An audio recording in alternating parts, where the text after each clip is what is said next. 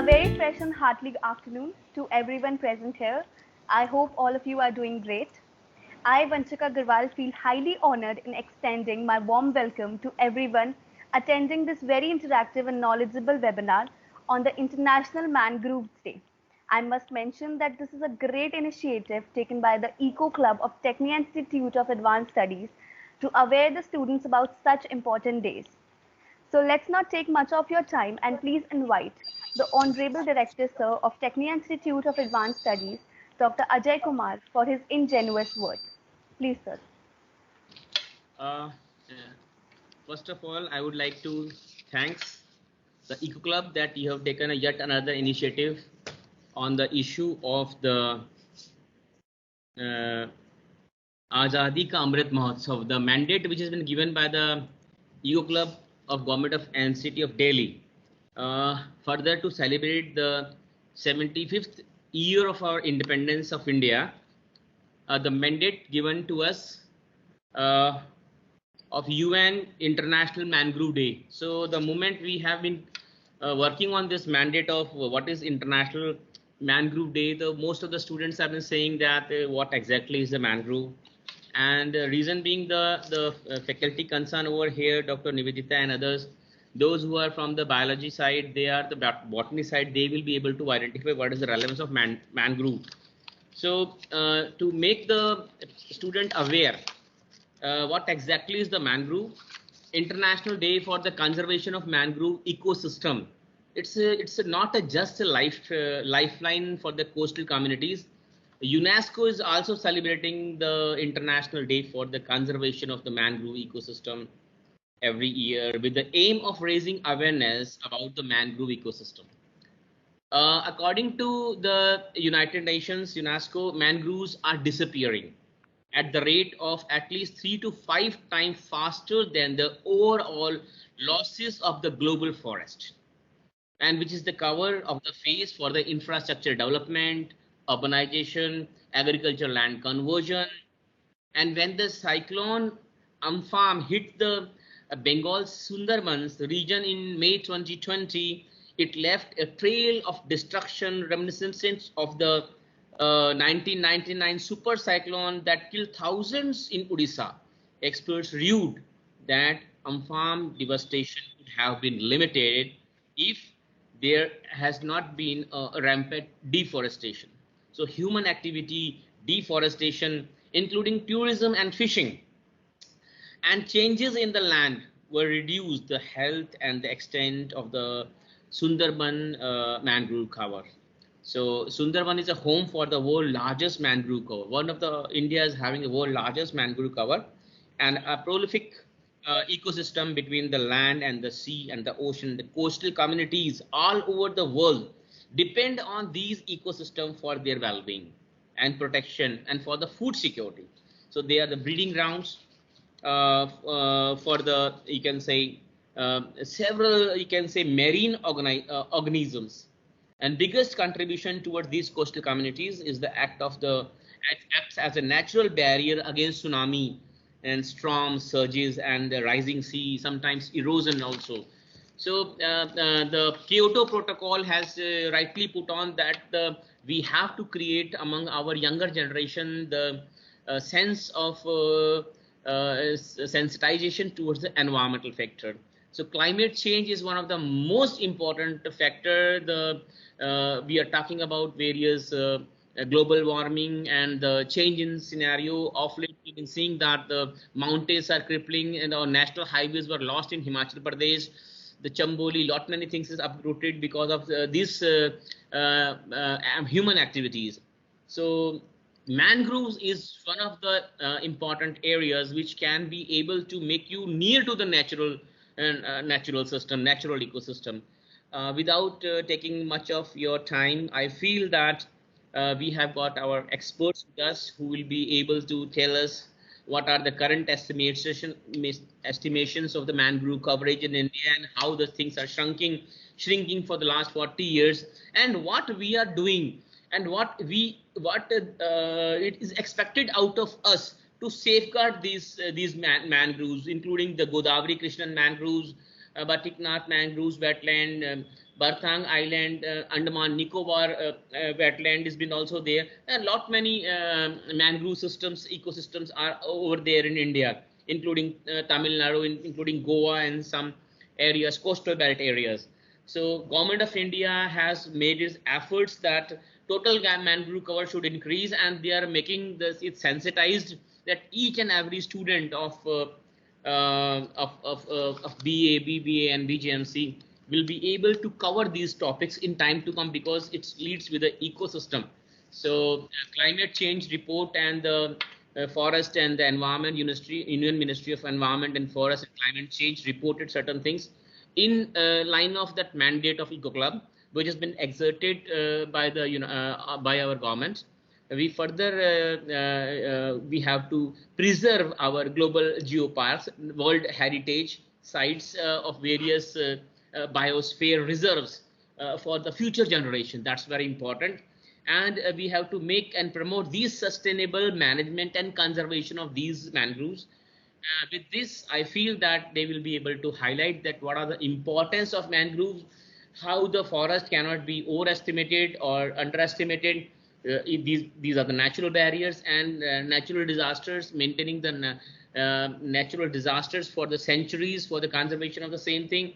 We feel that the experts over here will be able to give you right insight about the mindset of the what exactly is to be done in this area. Thank you very much for this giving me opportunity and making me part of these change factors, and each and every student will become a change agent in time to come. At least they will be able to give awareness to other people that what is the role of mangrove over here, and think on it and discuss on it on various portal and on various blogs on social sites, and make the general awareness among the NSS and the Eco Club. Good luck, and you will be able to achieve your objectives with the right thing. Thank you very much. Thank you so much, sir. Your words always give us new insights and overlooks about such unsung topics. So now it's time to please invite Dr. Nivedita ma'am, the Training and Placement Head of Tecnia Institute of Advanced Studies. Ma'am, please address the gathering. Thank you so much, Vanshika, for giving me this opportunity to share my thought. I will just share some of the slides which I have just prepared for you students to understand what is my understanding about mangrove and how I perceive the things for you. So I'm just presenting my presentation here. I have just tried to put my thought for this particular day celebration, that is International Mangrove Day celebration, what we are observing it today. And I tried to focus that to me what is mangrove and how we are how we are impacting this mangrove and why it is very important for us. So this particular picture, it is for Royal Bengal tiger that it has been taken from Sundarban, and as Dr. Sir has already said that Sundarban is the largest mangrove forest of the world, and it is also a UNESCO heritage site.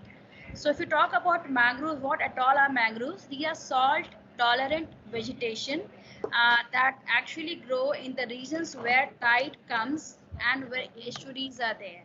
So they are also referred as tidal forest or sometimes wetland rainforest ecosystem.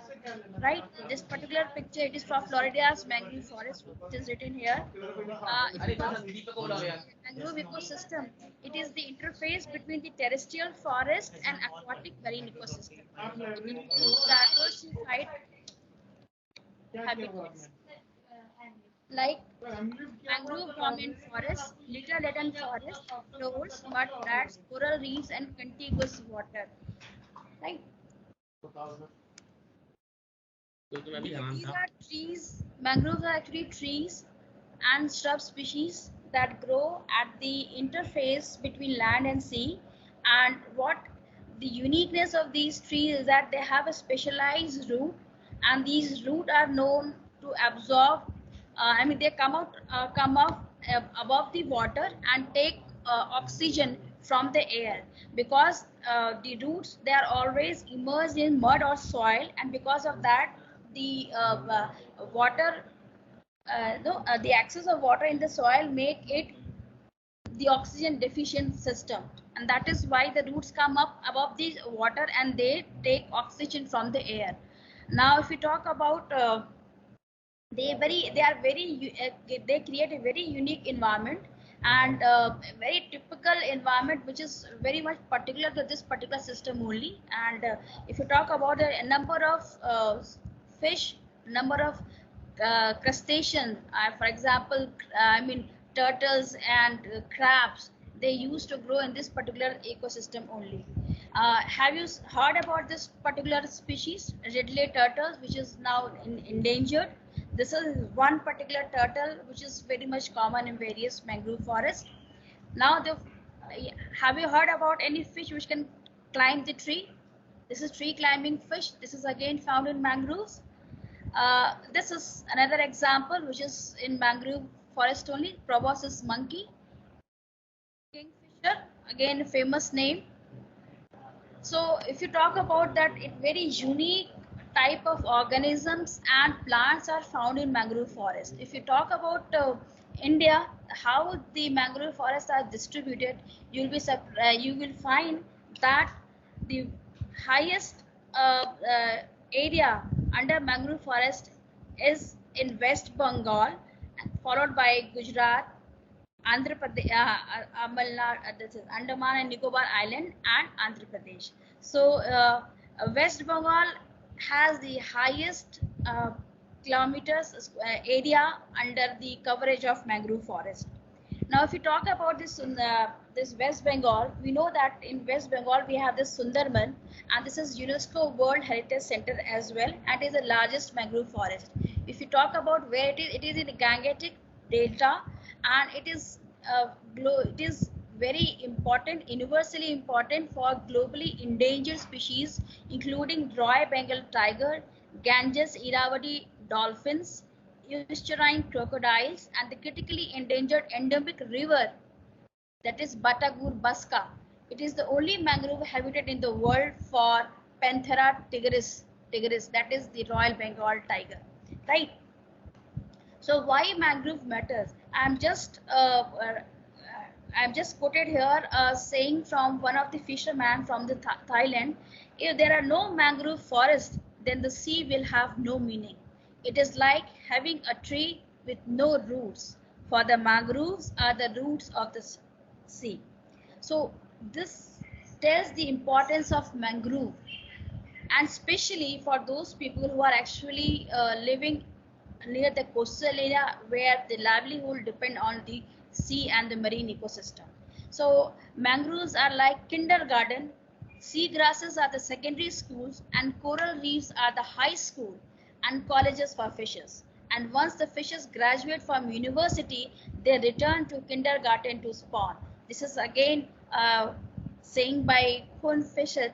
He is co-founder of Thailand's Yat Fawn Mangrove Preservation Project. And this particular picture is from the Greater Antilles mangroves. What is the thing is that when you talk about mangroves are always in combination with sea grasses, mangroves, sea grasses, and then coral reef. They are the very important component and they form a system. Mangrove has very important role because it locks the debris and it absorbs excess of nutrients like phosphorus and nitrogen from the water before it is actually released into ocean. And then sea grasses also they maintain a system, at the same time, since mangroves are plant like structure, they also protect the coastal area from tsunami and high waves of ocean or sea. Sea grasses also absorb lots of nutrient and then they form a system which found ground for various species bacteria to grow. And then the coral reefs, I must say that everyone is knowing what is the importance of coral reef. They have entirely a different ecological system. So these all three form a complex system which found a breeding ground or the nursery ground for the various fishes, and it also harbors good numbers of microorganisms that play a very important role in decomposition and biological cycle, eco-biological cycling of various matter. they are, if you talk about what they are, what actually they do, then they are nursery grounds for various species, for breeding ground for various fishes. They are home to many species, as I've just shown you, the Redlay turtles, proboscis monkey, fish, climbing fish, and then kingfisher, Bengal tiger. So they are home to many species. They also provide food for various microorganisms, which actually take food and then they decompose it, make it available for other organisms. They also work as a substance for cleaning of the water, because when you talk about mangrove, they are on the zone of sea and river. So what they do, that they are managed to demarcate the two types of water, and they do not allow the mixing of water, so that a gradient is maintained from the river to the ocean. So that is why, since they are plant, they are tree, they are rooted tree, they are able to maintain a stable coastline. They are sheltered from storms and tsunamis, and various resources are available which humans are exploiting for their livelihood and for other purposes. Now they are important because they are able to go for nutrient cycling. They are able to maintain the hydrological regime. They are protecting the coastal area. They are protecting fishes and various plant species. They are also act as shock absorber. They reduce high tides and waves and help prevent soil erosion as well. So they also provide livelihood opportunity to coastal communities, and that is why they are very important. If we talk about the human activities, since deforestation has caused various climatic changes, and one of the important climate change is the global warming, and because of this the sea level is rising, and this has also caused reduction in fresh water. As why? Because there is huge amount of fresh water is being flown because of the melting of the ice. So this is causing a continuous annihilation of the mangroves, and it is estimated that the way the climate is changing in the coming years, 10 to 15% of mangroves will be lost, and this is very challenging to us, because at the time when we are looking for human civilization development, it is coming at a cost. And what is the cost? The cost is that we are changing this climate, which is ultimately changing the entire ecosystem on this earth, and ultimately once the system will change, this earth will change, it is going to change our life as well. So this is a very important issue to understand, that what is actually we are supposed to do. See, we do a lot of activity which is actually killing this environment, and so what we have to understand here, that we have to change our attitude. We have to be in harmony with the nature. We have to understand, like the animals, if there is if they are in need of something, then only they go for example, if a tiger is hungry, then only he will run. But unlike animals, we human, although we have more wisdom, we are more intellectually strong, but still, even if we are not hungry, we will still be fighting, we are still be running behind to assemble, to gather lots of resources with us. So that is the one important thing that we need to change, that we have to be in harmony with the nature. We have to learn from the nature, that how to be in sync with the nature. The second thing, that we have to act as a component, not as a master of the system. Actually, we always use the word exploitation. In fact, it should not be exploitation. It should be that we are using for a common purpose. So the thing is that we always think that whatever it is available in the nature, it is for us to consume. Rather, it is not for us for consumption. It is for us. It is available for us to use. So we have to understand that we are actually a component of the system. We are not here as a master. And ultimately, if I always take this example, if this earth can really throw big animals like a dinosaur or the mammoth, then human being is very small creature in comparison to what nature has the capacity. So if at all we are not going to curb our ways, we are not going to mend our ways, definitely with nature will throw us one day. And that is I have written that we have to curb our policy of use and throw. Whatever we take things from nature and then use and then throw it like anything. it actually creates problem for us, because while taking from nature, we are actually depleting, we are every day we are decreasing the natural resources, and while throwing in the environment again it is causing pollution, that is, it is creating the resources to degrade and deplete both. I mean, it is degrading the resources, at the same time it is depleting also. That is a dual problem we are creating with the policy of use and throw. So what we are supposed to do, that we have to adopt the policy of 3R, that is reduce, reuse and recycle, which will ultimately cause the little less pressure on the various resources, natural resources. At the same time, it will give us a time for replenishing it, so that for rejuvenation, replenishment, so that whatever loss we have done, the earth can naturally come up with that losses, and it can again become a more habitable place.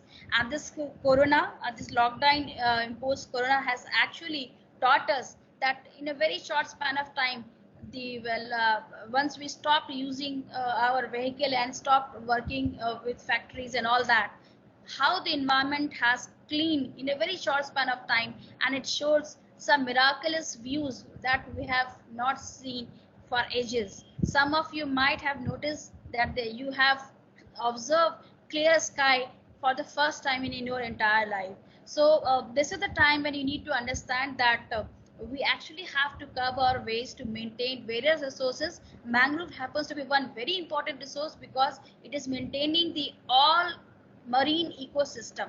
And if you talk about the marine ecosystem, perhaps it is the largest ecosystem which is available on the earth. So we need to really protect this ecosystem, and mangrove, coral reef and seagrasses are acting as a complex shock absorbing system which actually protect our marine ecosystem. So with this, I need to conclude here. This is at high time that we curb our ways and think on those issues where these forests or these animals or these plants are living. We need to protect their houses as well. Thank you so much. Thank you so much, ma'am. This actually gave us a basic outlook about mangroves and the importance of this day. So let's make the center stage ready for the chief guest of the day, Dr. Kundan Kumar, who is an associate professor at Department of Biological Sciences at BITS Pilani, Goa campus. He was also a postdoc fellow at McGill University for 6 months in 2011. He was also a postdoctoral research associate at University of Massachusetts Amherst for another 6 months. Then he is a PhD in plant molecular biology from Jawaharlal Nehru University. So we can conclude his area of interest can be plant molecular biology, plant philosophy, plant signaling, plant biotechnology, and plant natural products. He is also working on mangrove species in Goa for last 6 years. So let's not mention too much and let his knowledge talking. Sir, you can please start with the workshop now. So thank you so much for introducing, as well as I would like to thank Dr. Nivedita for asking me. She has she has basically given me very short notice to prepare the slides, and already she has told you about some of the things about mangroves. So I will just and also I would like to thank Director Sir for a brief introduction about mangrove plants and mangrove ecosystem. So as Dr. Nivedita asked me to a little bit brief about mangroves. Already she has briefed little bit, and I will just little bit brief about it. And also I would like to just tell you about my work, which I was doing for last 7 to 8 years. So basically, so I will introduce mangrove plants. Mangrove plants is basically, you can see that they are basically, you can see that they are ecosystem. They are not only plant. There are other animals are there, the other fishes are there, and also various types of organisms live there.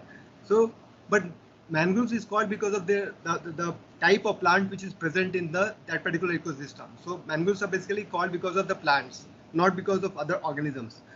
So here the title of my talk is mangrove plants, their molecular identification. So molecular identification on basis of some of the markers and their bioactive properties. So bioactive property in sense that whether they are having some natural properties to cure some of the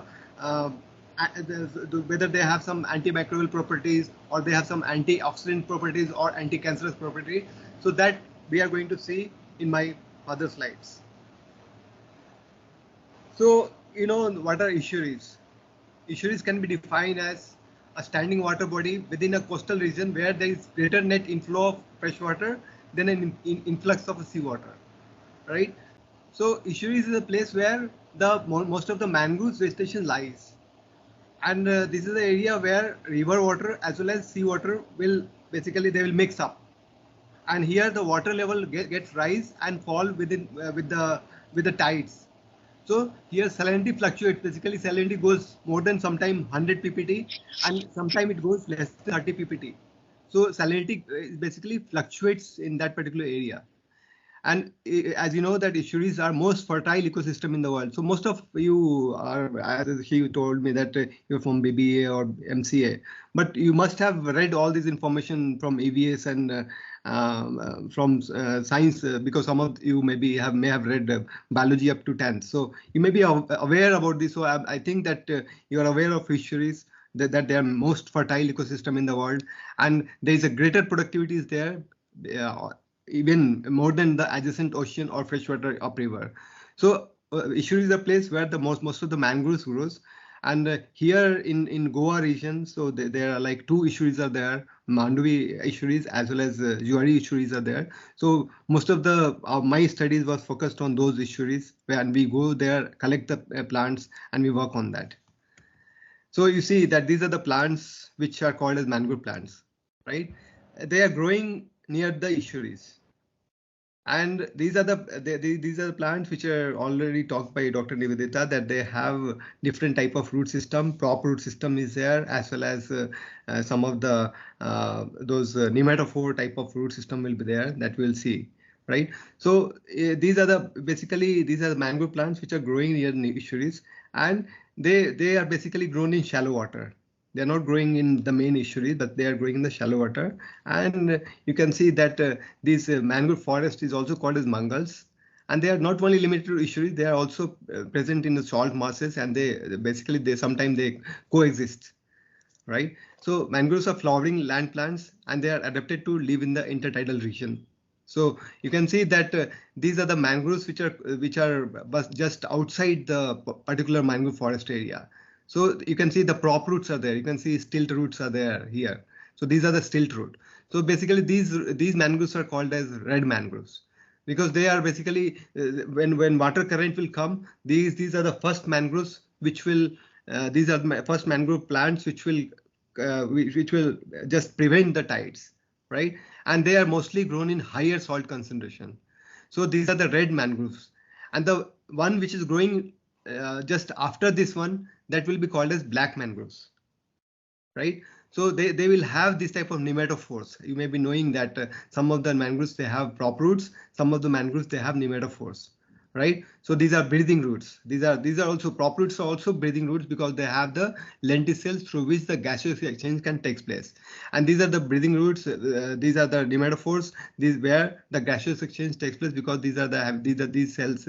These nematophores, they will have a lenticels through which the gaseous exchange can take place. So most of the nematophore type of roots will be found in black mangroves, and the prop type of roots will be found in red mangroves, right? So so basically we will see that mangrove forest has been rapidly destroyed by humans. So basically mangrove forests are getting destroyed because of natural processes, because of some tsunami, or if some high tide comes, then also it can cause damage to the mangrove forest. So these mangrove ecosystem is very fragile because of those conditions which are there, high salt concentrations. And so why these are very important? Because these other than mangrove plants, no plant can grow in this particular region because of high salt concentration. Because of high salt concentration, none of the other plants can grow here, right? Only mangrove plants can grow here, or some halophytes can grow here. But halophytes also, they can tolerate high salt concentration, but they cannot tolerate high tides. So that is why mangroves are very important, because they can tolerate high tides, they can tolerate high salt concentration. So all these things makes them a system where they can prevent, or they can stay in that particular region. Otherwise, apart from mangroves, none of the plants can grow there, right? That is because of high salt concentration, as well as the tides, as well as some harsh condition which is there in that particular region. So what are the unique features of mangroves? Some of the unique features of the mangroves, as you have seen, that the prop roots or supporting roots will be there. So the prop roots or supporting roots will be there in the red mangroves, which is just outside the forest area. So most of the mangroves, if you see this type of mangroves, these are the red mangroves. Basically, red mangroves they belongs to Rhizophoracea family. Rhizophora imicornata, Rhizophora apiculata, they belong to this. So you can see this type of roots are there, prop roots are there. So these are basically these are the red mangroves, and they are basically the main mangroves because they are tolerating higher salt concentration than the other plants which are growing just after that. So, but you can see that the clear-cut difference between red mangroves and black mangroves is that there is the supporting roots are there like this in case of red mangroves, and in case of black mangroves, which is growing after this one, you will find that there is a nematophores are there, nematophores which are breathing roots that will be there in the black mangroves. Right. So these are the two mangroves plants you can differentiate on the basis of their roots. Right. And other thing is that they have a salt excreting leaves are there. So you can see the salts here. You can see the salts here, which has been excreted out from the leaves. Because of that also they have a salt exclusion mechanism. They have salt excreting glands through which the salt will be excreted out, and that is why they are able to grow in higher salt concentration. So this is the main adaptation for the plants. Because of that, they are growing in this particular region where the salt concentration is almost. So salt concentration doesn't basically it is stagnant. Sometimes because of high tides, when high tides comes, then the salt concentration goes more than 100 ppt. And in case of low tides, the salt concentration is less than 30 ppt. Ppt is parts per thousand. Right. So if it is less than 5%, and then also they will be able to grow. If higher concentration of salt is there, then they will be also growing. So most of the time, higher salt concentration is done. It is basically taken care by most of the Rhizophoracea family. Basically Rhizophoracea family. And then another unique feature of the mangrove plants is vivipary. Vivipary means the seeds will start germinating. You can see the seeds are started germinating when they are on the plants only. Because when seeds will not germinate and they will fall into the water, they may not germinate there because of the particular conditions may not be there. So the vivipary is the process through which the seeds will start germinating when the seeds are on plant itself. They are attached to the plants. So after germination, when they will fall, they will find some surfaces on that they can grow themselves. So these are the four major characteristics or features which is present in mangroves. That is supporting roots, nematophores, vivipary, and salt excreting leaves or glands. So there are, as I told, that red mangroves, black mangroves, white mangroves, there are various types of mangroves are there.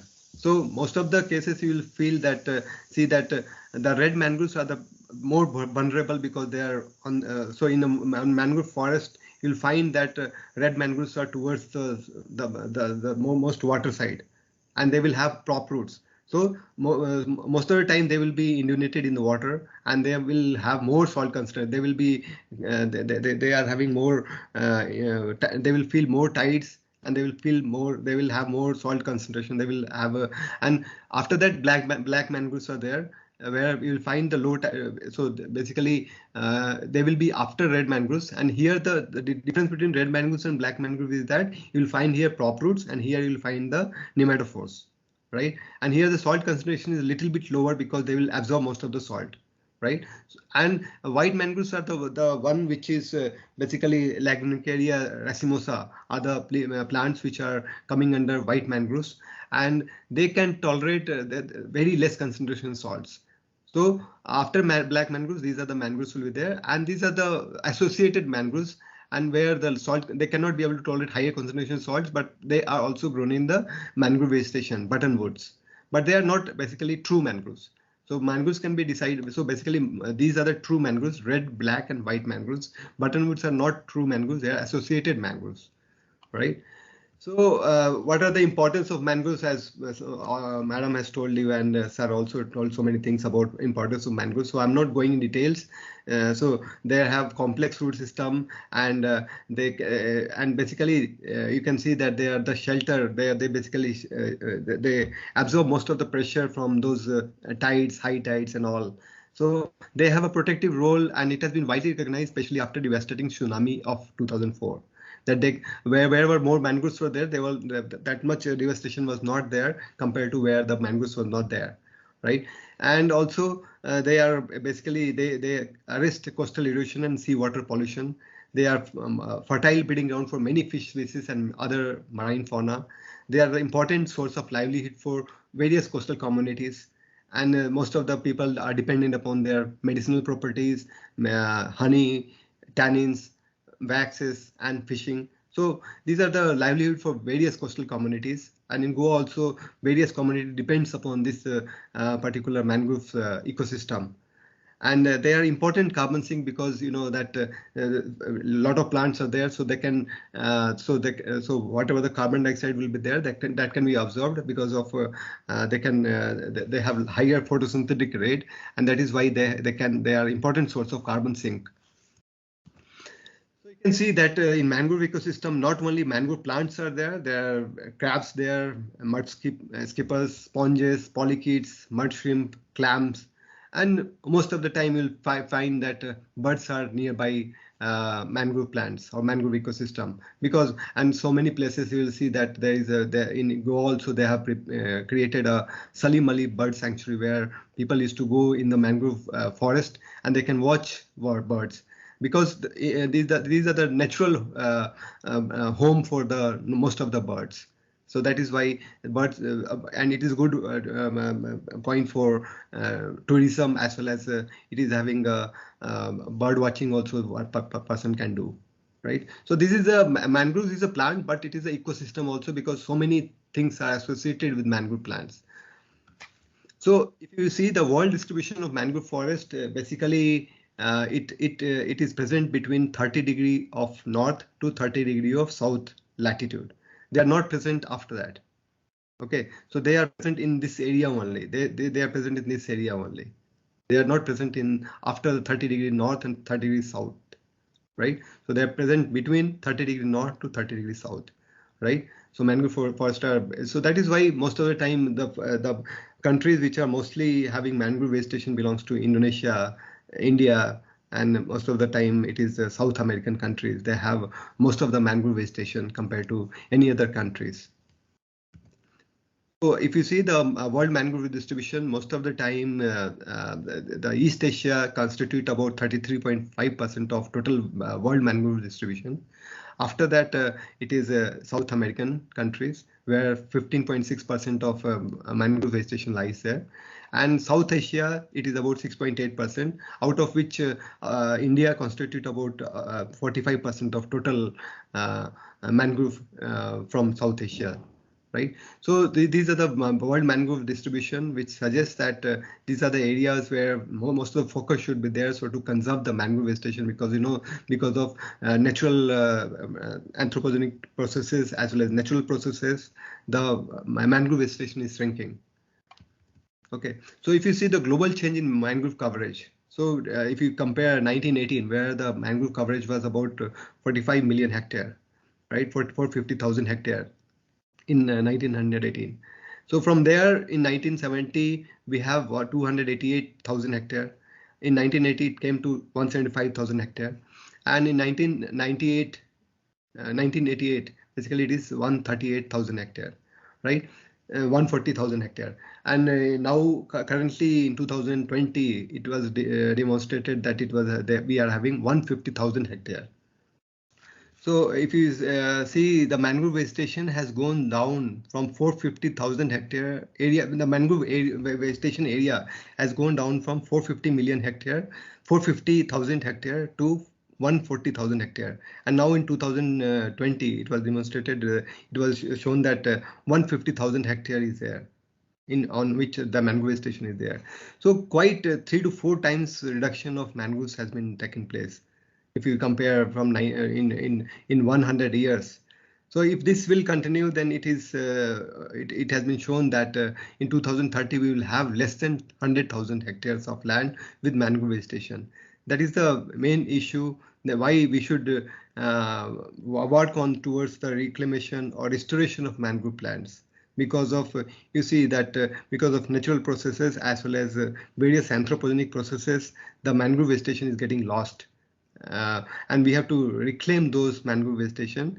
And India is the only country where you can see that last time 2017 the mangrove vegetation was about 47 million hectare, about 4.47 million hectare, and after that we reached to there was some increase of mangrove vegetation happened in last 3 years. It has been shown about some 0.1% or 0.2% of increase of land area on which mangrove vegetation was there, that was increased. So, but apart from that, if you see the world mangrove coverage, it has decreased a lot. So, in case of Indian mangroves, so World Atlas of Mangroves shows that there are 73 species there in 123 countries. So out of 73 species of mangrove plants, mangrove species, 46 is there. 46 species are present in India.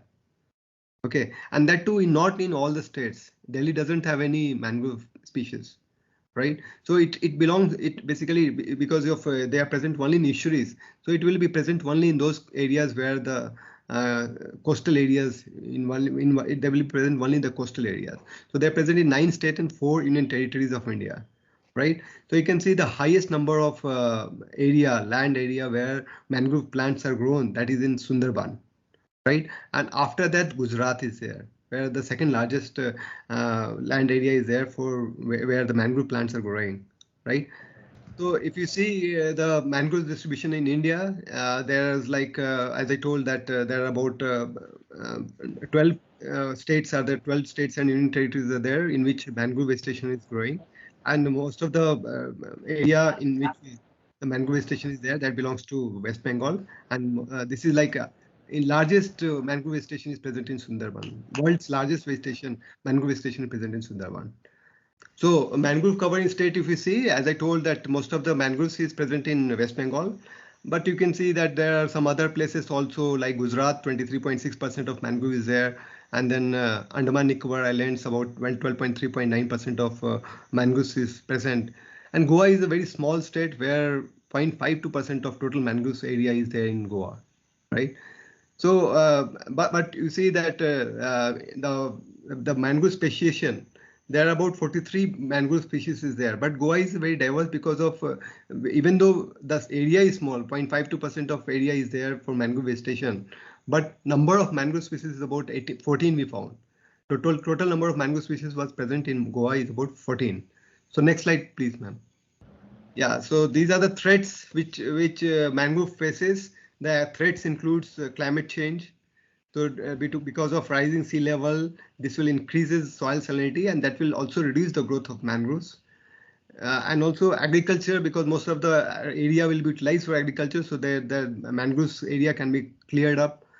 Then coastal development, because of infrastructure development, business and hotels and homes also, you can see that coastal area is getting shrinked. Over harvesting of mangroves for firewood, wood, charcoal and animal fodder also, that can reduce the mangrove, that is also becoming a threat to the mangrove ecosystem. Overfishing can also, because there is a ecosystem is there, and that will be disturbed if overfishing will be done. And aquaculture, mangroves destroyed to create space for fish pond, that can also reduce the mangrove vegetation. So these are the threats which is faced by mangroves, and we have to see that if we can work something towards restoration of those mangroves, and we should not allow the polluted water to enter into estuaries, or we should not allow the other system to get into the mangrove ecosystem, and we should not do the infrastructure work, because if you see in Goa conditions, the roads are getting widened up. So some of you, if you have visited Goa in last 2-3 years, the roads are getting widened up. Because of that, a lot of mangroves are getting they were removed from the particular places. and they were basically, even though they were removed, you have to restore it at certain places. So restoration is also required. So that is also one of the things which is required, and that we can participate, not only the biologists, the other people who are working towards the betterment of the ecosystem or betterment of the entire world, or particular India. One can think about restoration of mangrove ecosystem, and there you can grow more of the seedlings, and then you can restore those things. So what we are doing basically, what in our lab, what we are doing. So basically our lab is currently working on mangroves on two particular things. So first is DNA barcoding of mangrove species of Goa. So in Goa, there are, like I told, 14 species of mangroves is there in Goa. So we try to barcode those. Barcode means you can identify. So basically, the mangrove can be, they are very similar. Mangrove plants are very similar. So you cannot identify it on basis of morphological features, because the leaves are almost similar. So most of the species, they will have buttress root, prop roots, and those pneumatophores will be there. So it is difficult to differentiate one mangrove species with another mangrove species. So what we can do, we can go for sequencing of the particular mangrove species, and you can sequence those and you can find it out, or you can give some barcodes that this is particular because of the presence of the sequences. This is particular species of mangrove. Like that, we have done DNA barcoding. First time we have done DNA barcoding of mangrove, entire mangrove species of Goa, which is about 14 species are available. And second thing is that screening of identified mangrove species for its antimicrobial properties. So we have checked there, and so you know that these are the from long time the people of various communities which are dependent upon mangroves. They are basically they are utilizing this as a resource for medicinal purposes and all, and isolation of. So we also thought that it may have some medicinal properties. So why don't we see some of the phytochemical compounds and try to purify those compounds and to check that whether they have some antimicrobial properties or not. So we have tried to see this. We have to screen. We have screened entire mangrove species, and we found some of them are promising. Next slide, ma'am. So I'm not going into deep because now you don't have time also.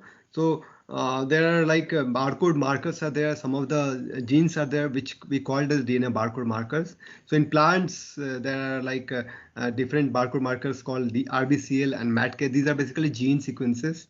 And on the basis of gene sequences, they are basically they are unconserved gene sequences. That's why on the basis of these gene sequences, you can differentiate one mangrove species with another mangrove species. Right. So in animal system, there is only one barcode gene is there, COI. Okay, cytochrome oxidase. But in case of plant, there are it's not confirmed that it is only two. Where basically people are working with so many types of DNA barcode markers. Right. So yeah. So these are the mangrove species. Can you go back, ma'am? If you see the mangrove samples which we collected from Goa, that belongs to Avicenna marina, Avicenna alba, Avicenna officinalis.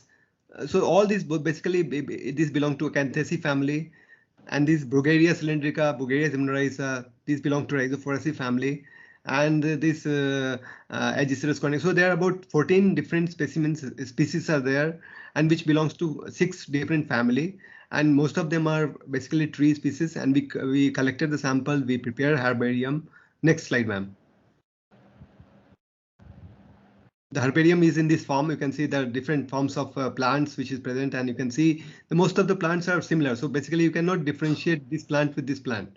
So on the basis of, so once you can see the flowers, taxonomists can identify on the basis of flowers, on the basis of seeds, on the basis of type of leaves.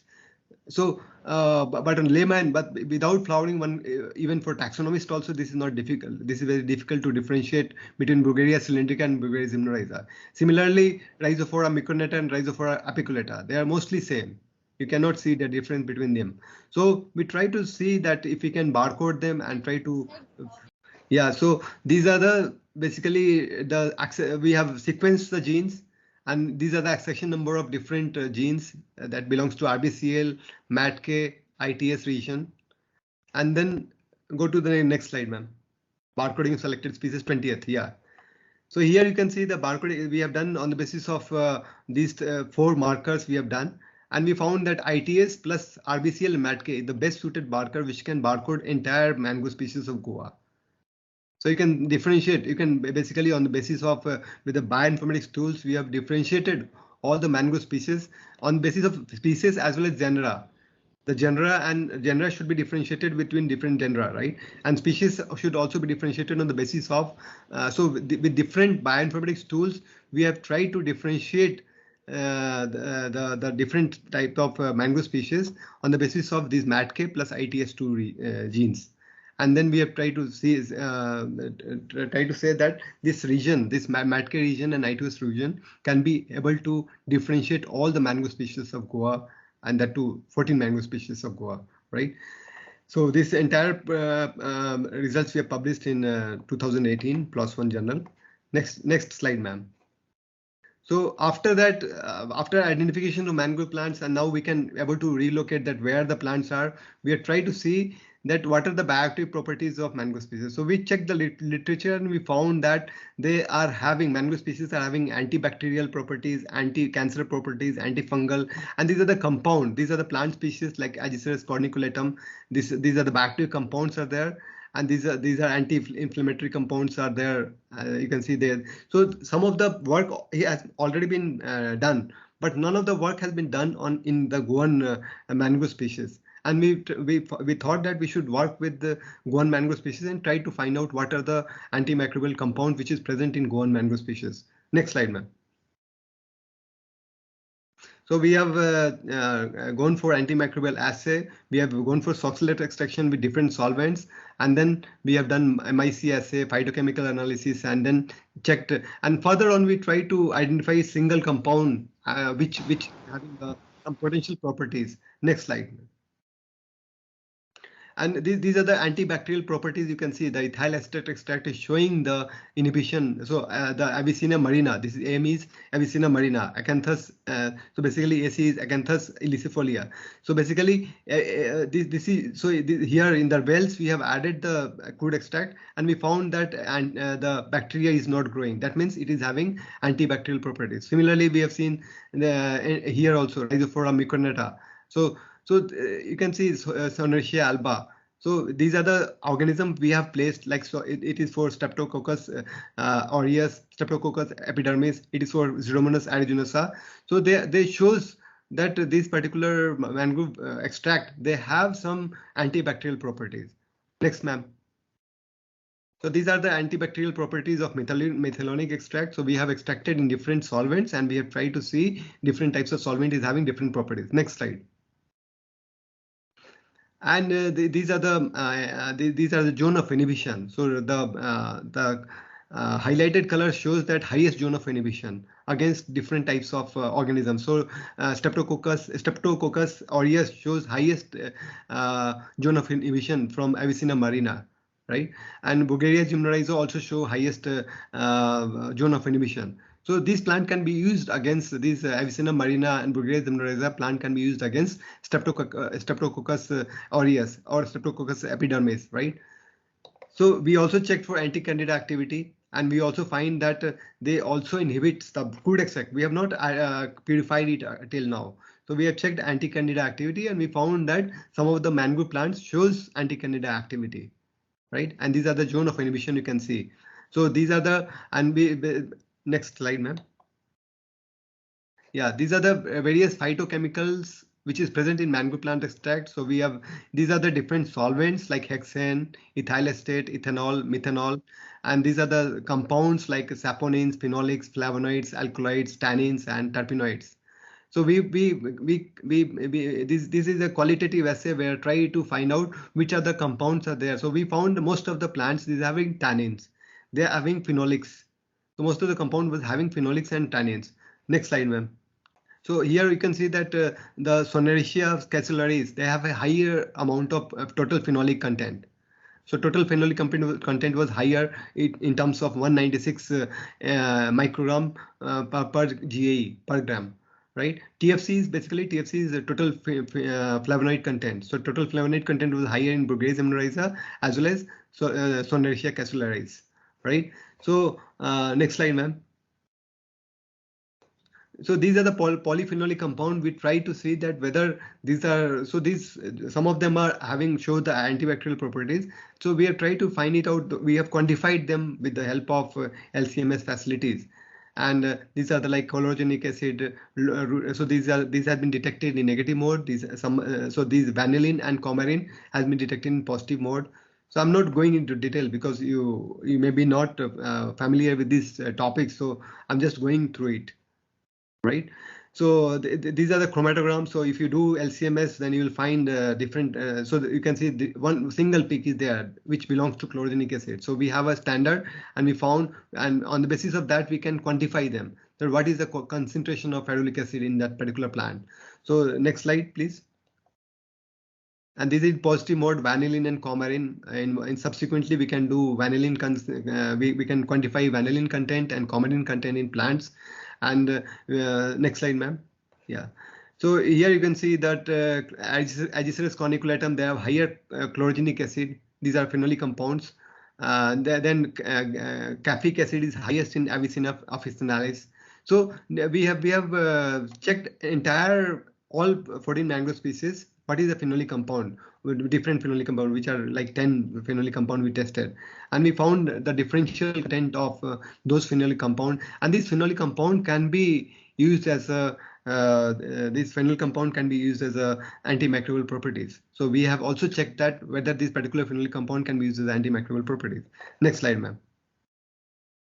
So these are the list of compound detected in selected plant extract by GCMS. We have done GCMS analysis, and further on we have checked with the LCMS analysis, and we have found different types of phenolic compound, different type of secondary metabolites in plants, and these are the areas which suggest that they are having higher concentration. Next slide, please. So these are the LCMS screening. Next slide. Yeah, and then we try to find out, identify some compound which are basically, we try to purify this on the basis of TLC, on the basis of different purification components. We have tried to purify it, and after purification we checked. So our target was one bacteria. We found that it is showing very nice result. Next slide, ma'am. And we have purified it on basis of that, and we found that this particular bacteria is very much so with this is earlier whatever I showed you, the MIC assay or the inhibition assay, that was for crude extract, but now this is for purified compound. So purified compound shows very nice antimicrobial properties against Pseudomonas. And we found the zone of inhibition was about 30 mm of which can be considered as very higher zone of inhibition and very higher antimicrobial properties shown by this particular purified compound. Next slide, ma'am. Then we purified it by help of preparative HPLC. So I'm not going into details. Then we have characterized this compound. We have characterized this compound by IR spectrophotometry, and these are TLC based examination of isolated compound. We have used N-acetaldehyde, ninhydrin, and also KMNO4. So these compounds, these particular reagents was used for checking that what are the component, so that we can check that what is the compound may be. And we have done some physicochemical characterization, physiological characterization, which is shown in the next slides. Yeah, ma'am. Next slide. So this shows that effect of this is the effect of isolated compound on bacterial growth. So when this is all with the purified compound. So with the help of purified compound, we showed that the bacterial growth was reduced if we are adding more amount of the identified or purified compound. And this is the optical density, and we have checked that the relative gene expression, which is of Pseudomonas aeruginosa, which is related to this pathogenic activity. And we have used control samples, then treated sample with the particular isolated compound, and with salicylic acid, which is the positive control. And we found that the genes which are responsible for virulence genes, they are getting deactivated, or they are getting reduced when we are treating it with some of the higher concentration of purified compounds, and which is related to the salicylic acid also. Next slide, ma'am. So these are the some activity assays we have done, the virulence factor analysis on anti-biofilm activity, rhamnolipid, pyrrolidine, which suggests that this compound is having the properties of antibacterial against Pseudomonas aeruginosa.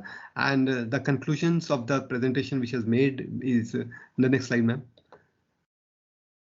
So as I've shown you that our result shows that MATK and ITS2 can be helpful to demarcate mangrove species at mangroves of Goa at the species level, right?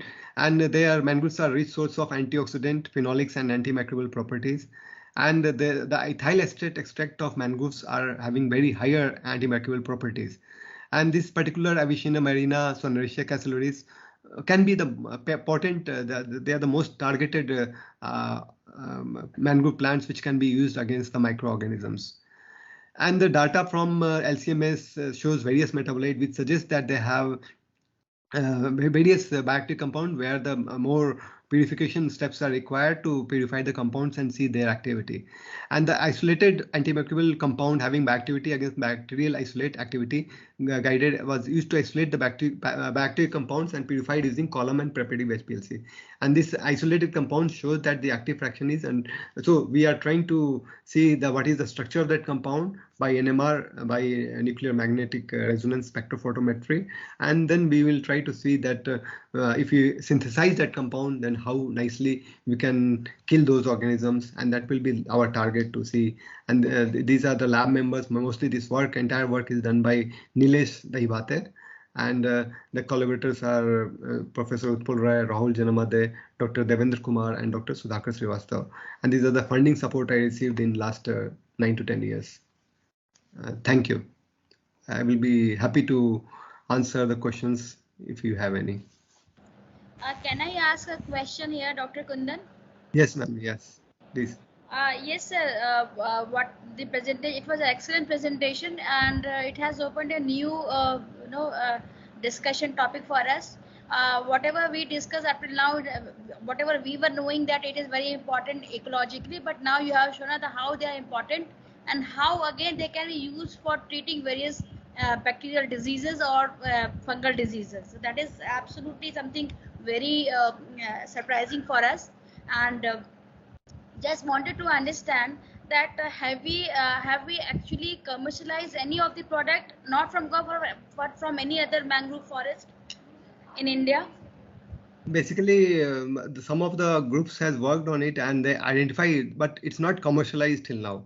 Any product has not been commercialized, but people has purified and showed that some of the compound they have like as I told, that some of the compound listed in the first slide where it was shown that some of about 10 to 12 compounds are there, which shows various types of activity, and they have identified and purified the compounds as well.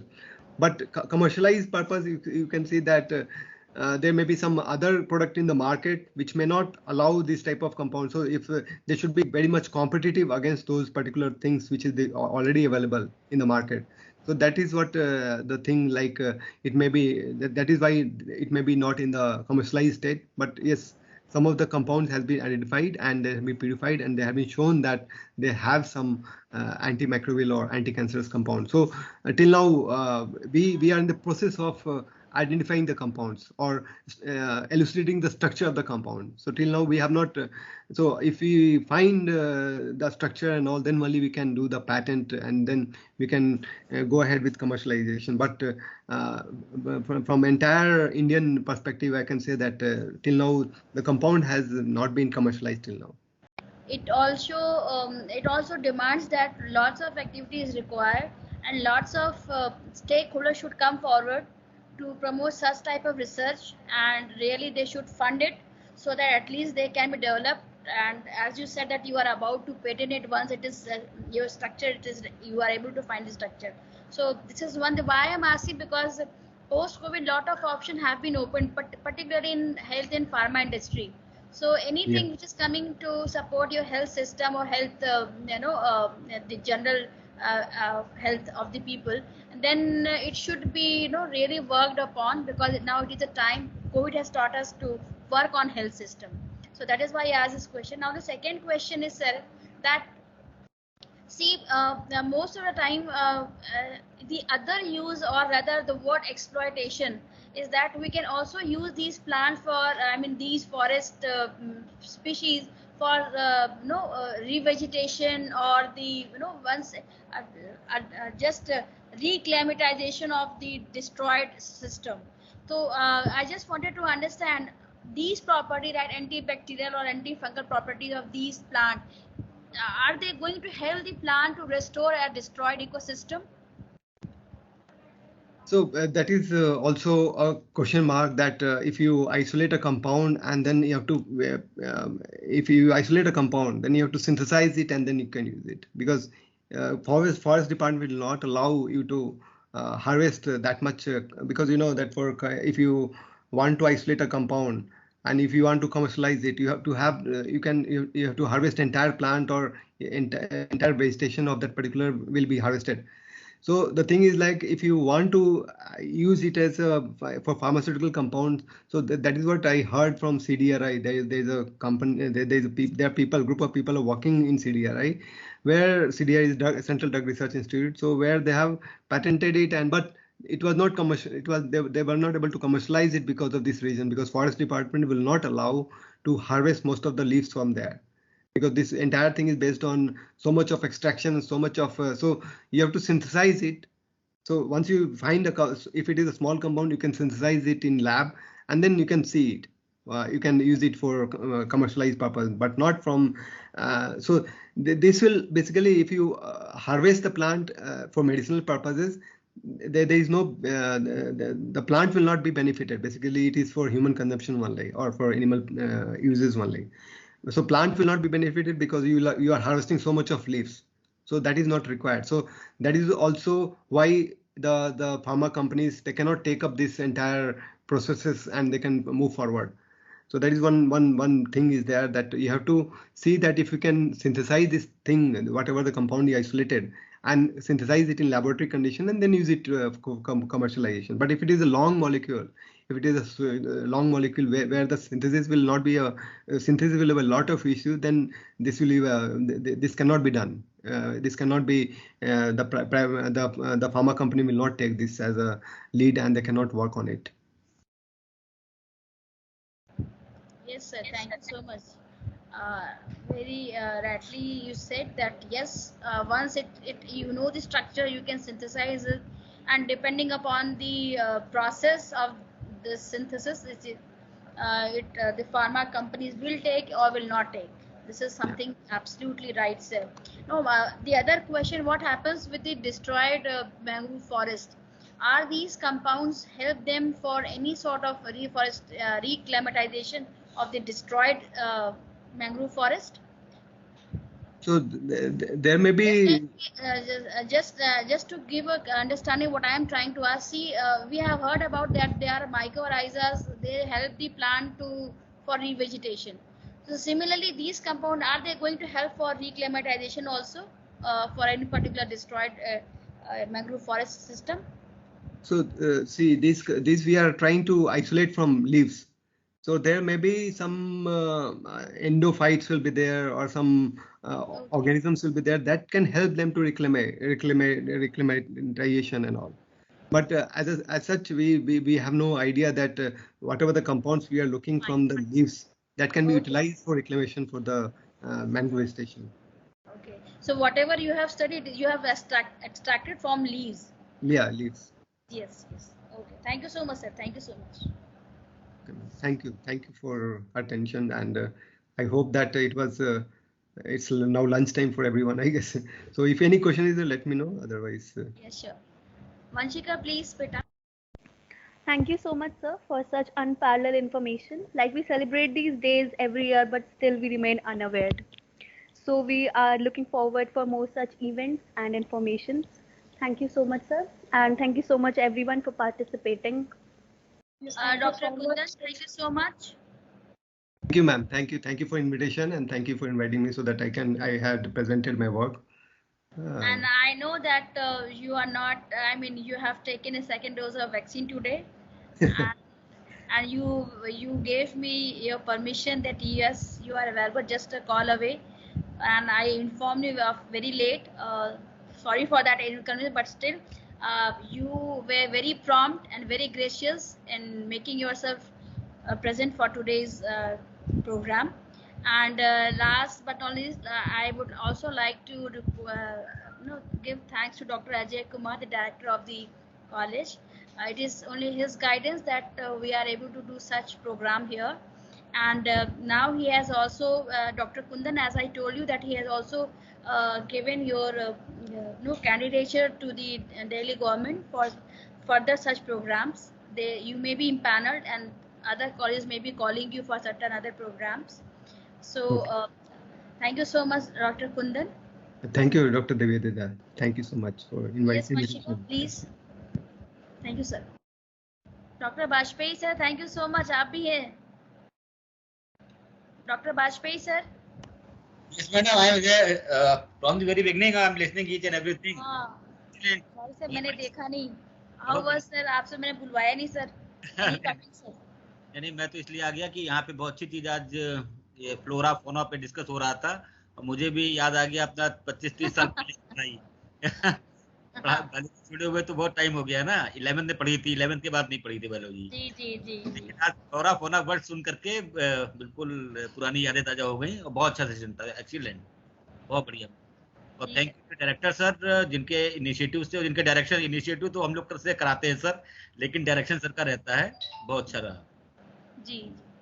Thank you everybody.